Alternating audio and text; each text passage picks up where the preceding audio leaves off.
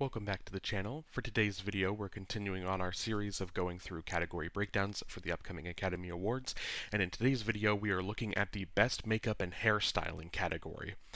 And so again, I believe this is now 5 or 6 videos in this series that we have posted on the channel, so we're just going to continue doing the same trend, or the same order that we've been doing this in, where we're going to talk about the different nominees, going to talk about the makeup artists and the hairstyling artists that were nominated along with the film, talk a little bit about their work, and then we're going to put them in my personal ranking and then my predictions for how likely I think they are from most to least likely to win the Oscar on March 10th. So, without further ado, let's take a look at the nominees. The first nominee is Golda. Artists Karen Hartley Thomas, Susie Battersby, and Ashra Kelly Blue.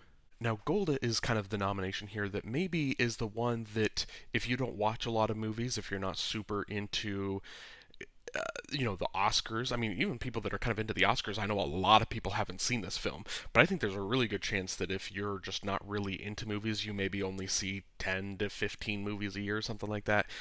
Chances are you maybe never even heard of this film. It kind of was a quiet release when it came out in the I want to say in the fall. I think it was maybe like September-ish when it came out. It was kind of a little bit smaller of a release. Didn't get as wide of as not a lot of people talking about it. But from the second I saw it, and from the second that I saw a trailer, really, I could kind of tell that there was a strong chance that this could sneak in at the Oscars. And then as soon as it made the short list in this category, I think a lot of people were kind of like, from that moment on, were like, yeah, this is getting in. This is going to be one of those films that sneaks in.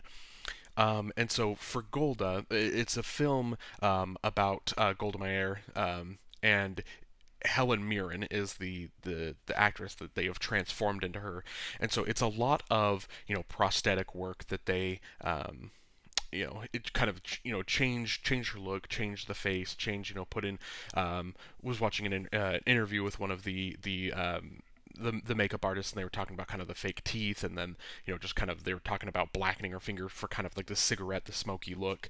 And so the transformance, the job that they did of transforming Helen Mirren into Golda Meir it truly is impressive. And so it's one of those where again, a lot of people saw it and they thought, okay, that has a chance of sneaking in just because of how impressive the work is. For me though, however, it's one of those that I do agree that it's impressive, but in this category there's a couple other instances of turning actors into real life people that I think are done a little bit better in some of the other films, and also done in a more captivating way, in a way that just kind of connects you with the film a little bit more.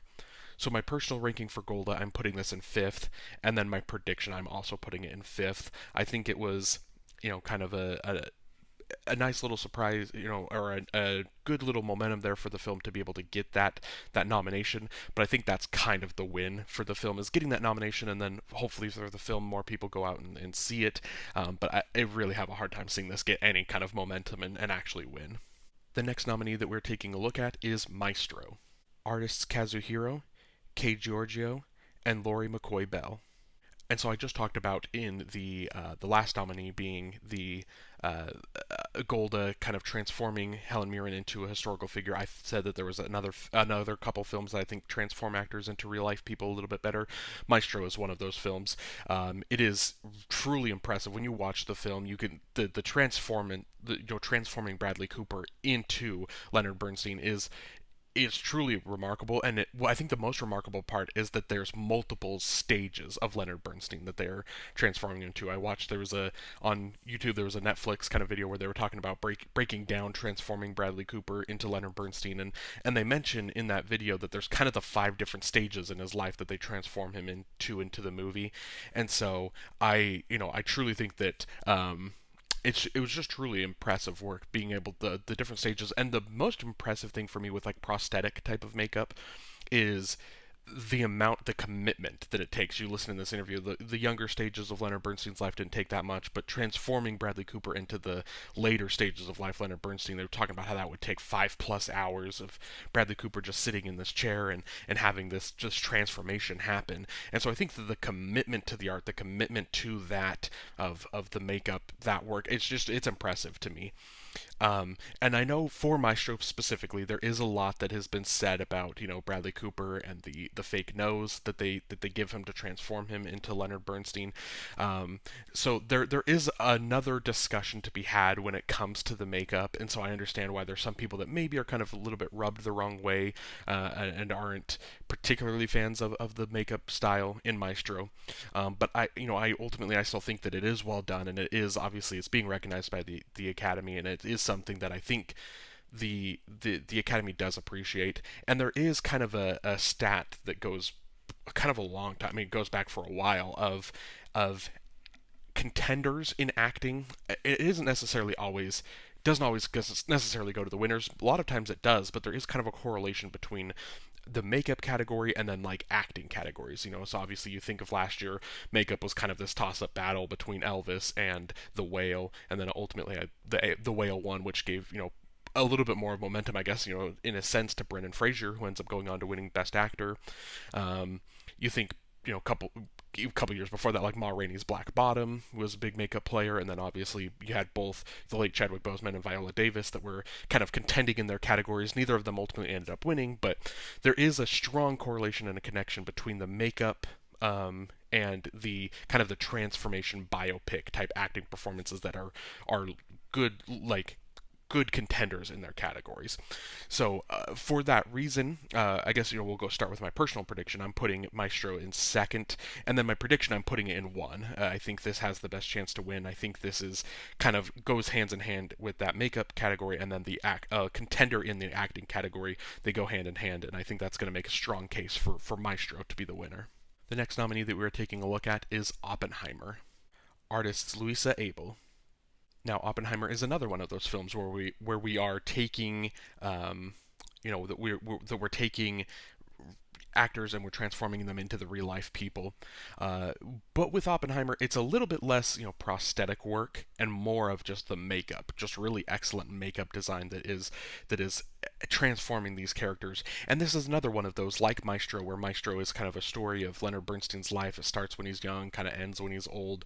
Oppenheimer does the same thing. Obviously, you start with college age Oppenheimer, and then it kind of goes towards the last little bit of his life towards the end. So these films that have wide ranging timelines, it creates a lot of opportunities for impressive makeup work because you have as long as the film doesn't bring in like another actor to come in and play like the older version, it creates this opportunity where you have one actor who is in theory the same a year or two, maybe it takes more than maybe he has a birthday, during the filming process, but for the most part is the same age throughout the filming, and you have to find a way to make him look like he's maybe 20 and then find a way to make him look like maybe he's 60 later on in the film. And so when you have that wide range of ages, it creates that opportunity for the makeup artist to really kind of shine. And Oppenheimer, along with Maestro, they do an excellent job of across the decades making the makeup all look good. And so for Oppenheimer, obviously you've got Cillian Murphy, you've got Robert Downey Jr., you've got Emily Blunt. These are kind of some of the lead actors, or the nominated actors for the acting categories. You see them multiple times throughout the film.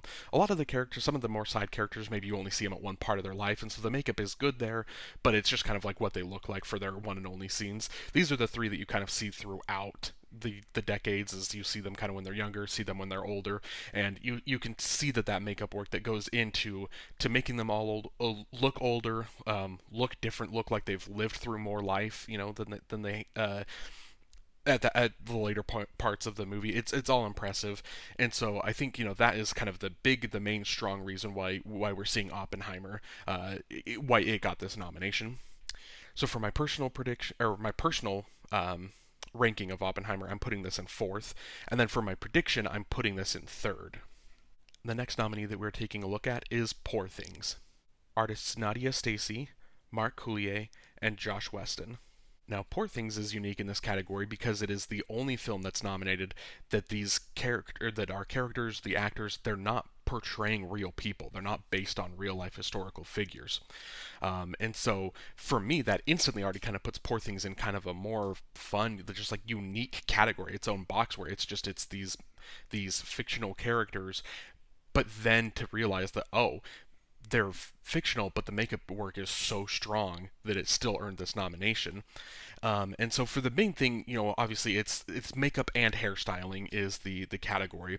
We'll start with the hairstyling because again, that's the name of the category, but it almost never really goes to whoever had the best hair. Like the hair aspect of makeup and hairstyling category is really not focused on a whole ton. It's not as appreciated. But we'll start with the hairstyling, and that's Emma Stone's Bella Baxter. Her character has, just multiple different, hairstyles that she goes throughout the film. Early in the film has just massive, long, 3 feet long hair, kind of coming down the back. So there's just a lot of impressive hair work that's with Emma Stone. And so while I don't think that that really necessarily factors into the win, I don't think that's really focused on or appreciated as much by the Academy.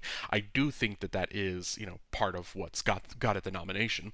The other thing, obviously, is the makeup work. It's kind of the prosthetic works, and in this film, especially for Willem Dafoe's character, is kind of the highlight, is kind of the standout of the makeup department's efforts in Poor Things. And I think that coming together, I think creating these two unique characters, and obviously there's still more makeup. Bella Baxter obviously has a lot of makeup as well, so I can't like completely just disregard her. But I think the makeup design of Willem Dafoe for me is kind of the thing that really stands out as the thing that's being nominated here. But I just think that you can combine that the makeup design for those characters as well as the hair for Bella Baxter. I think you combine those things with the fact that these aren't real people, that this is just the unique character design that Yorgos Lanthimos and his team they envisioned and that they came with for these characters. I think for me is what really makes it impressive and makes it really kind of stand out and fun for me. So my personal ranking of Poor Things, I'm putting this in 1. And then my prediction, I'm going to put this in 2nd. I think it's maybe the runner-up. But as of right now, this might be one of the more categories that I think there's a pretty big gap between 1 and 2. And the final nominee that we're taking a look at is Society of the Snow. Artists Ana Lopez Puigserver, David Martí, and Montse Rebe. Now, Society of the Snow is a story about a rugby team from Uruguay that their plane crashes and then they are abandoned and they are lost, pretty much in the mountains for multiple months. And so the makeup design in this film is really kind of unique in the sense of we talk about some of the other films where we're talking about spanning the cross of across decades, and that's kind of the makeup work that is being nominated. It's that's what's getting it the nomination, right? It's just the impressive spanning across multiple decades. For Society of the Snow, it's really kind of a story that's spanning across multiple months. I believe it's a little over 2 months, might have been pushing 3 months that they were kind of like lost up in the mountains, and so it's not necessarily as long of a time. But in the situation that they are in this kind of stranded, abandoned situation where they are just stuck, just themselves on this mountain, and nothing really obviously not a lot of hygiene products and nothing that they can really keep up their appearance. Obviously the makeup in that instance is going to be transforming them throughout the course of these 2.5 months into different versions of themselves. And so that is what's really impressive here, is kind of that stranded, deserted, lost on a mountain makeup style that you're able to kind of really kind of age these characters through that time. And so obviously throughout the film you're going to have things like the chapped lips look, and then obviously they're going to have multiple like cuts and blood, and then throughout the film, because they're stuck on this mountain in the snow, a lot of them there is kind of the freezing where they start freezing, and there is the different makeup effects that are going into that. And I think that for this film particularly, this is one of the films where a lot of times the makeup is just kind of an enhancement of the characters, right? You use the makeup that enhances the characters, the way that they look, and so it just makes you more appreciative of the characters when you're seeing them on screen. This is one of the films where I think the makeup really just enhances the story in a sense that it makes it more intense, it makes it more gut wrenching. It makes it just you plays with your emotions a lot more, gets you more invested into the story, makes you more invested into these kids, and the journey, the tragedy that they are kind of incurring in this moment, and it really just. I don't know. For me, it's one of the films where the makeup does a little bit more than in the other instances where the makeup is just enhancing the look of a character. In this one, it's really enhancing the overall script, enhancing the overall story. So my personal ranking of Society of the Snow, I am putting this in third, and then for my prediction, I am putting it in fourth. And that's it. That's the best makeup and hairstyling category. Let me know down below in the comments what film you're rooting for and what film you think is going to win. And again, let me know as well any other films that you think should have been nominated in this category that maybe didn't get, enough attention or didn't get a look at. I know, like, Guardians of the Galaxy Volume 3 was a film that I think was in a lot of kind of contention for makeup categories but ultimately didn't come through. And then again, in the comments as well, let me know of any categories that you want to see me tackle next. And that's it for today's video. So thank you for watching and have a great day.